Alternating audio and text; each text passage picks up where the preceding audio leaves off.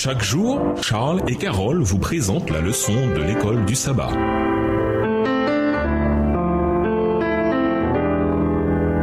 Bienvenue dans votre émission Dieu nous parle. Nouvelle leçon de dimanche. Revenons à Abraham. Jésus ne manqua pas de déclarer qui il était, ni d'invoquer des témoins pour attester de son identité, y compris des témoins disparus depuis longtemps. Comme Abraham. Abraham, votre père, a été transporté d'allégresse à la perspective de voir mon jour. Il l'a vu et il s'est réjoui. Jean 8, verset 56. Pourquoi Abraham était-il un témoin tellement important au point d'être cité dans l'évangile de Jean? Lisons Genèse 12, verset 3, Genèse 18, le verset 16 à 18, Genèse 26, le verset 4, Matthieu 1, le verset 1 et Acte 3, le verset 25. Genèse 12, verset 3. Je bénirai ceux qui te béniront et je maudirai ceux qui te maudiront et toutes les familles de la terre seront bénies en toi. Genèse 18, les versets 16 à 18. Ces hommes se levèrent pour partir et ils regardèrent du côté de Sodome. Abraham alla avec eux pour les accompagner. Alors l'Éternel dit: cacherai-je à Abraham ce que je vais faire? Abraham deviendra certainement une nation grande et puissante, et en lui seront bénies toutes les nations de la terre. Genèse 26, verset 4. Je multiplierai ta postérité comme les étoiles du ciel. Je donnerai à ta postérité toutes ces contrées, et toutes les nations de la terre seront bénies en ta postérité. Matthieu 1,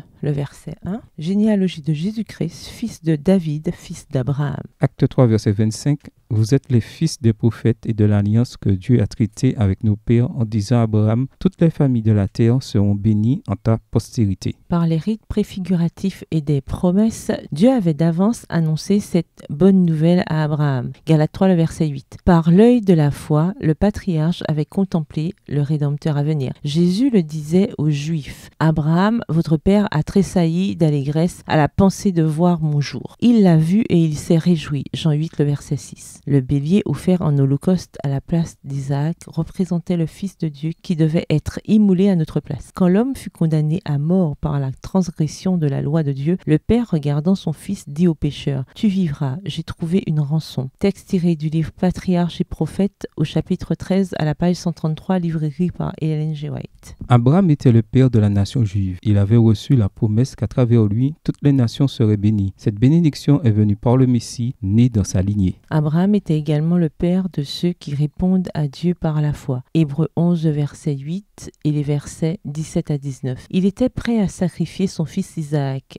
Genèse, le chapitre 22, le fils de la promesse. C'était non seulement une preuve de foi, mais une fenêtre sur le plan du salut. Quand Jésus déclara: Abraham, votre père, a été transporté d'allégresse à la perspective de voir mon jour, Jean 8, verset 56, les chefs ont répondu: tu n'as pas encore 50 ans et tu as vu Abraham, Jean 8, verset 57. La réponse de Jésus est stupéfiante. Amen, amen, je vous le dis, avant qu'Abraham vienne à l'existence, moi je suis. Jean 8, le verset 58. Jésus emploie un langage qui rappelle ce que Dieu avait dit à Moïse au buisson ardent. Il revendiquait ainsi être Dieu, celui qui existe par lui-même. Aucun doute là-dessus. Les chefs comprirent le sous-entendu, car ils prirent des pierres pour les lui jeter. Jean 8, le verset 59. Lisons Romains 4, les versets 1 à 5. De quelle manière Paul utilise-t-il cette histoire d'Abraham pour révéler la grande vérité du salut par la foi seule, en dehors des œuvres de la loi? En quoi ces versets nous permettent-ils de comprendre l'idée d'Abraham en tant que père de ceux qui vivent par la foi? Romains 4, les versets 1 à 5. Que dirons-nous donc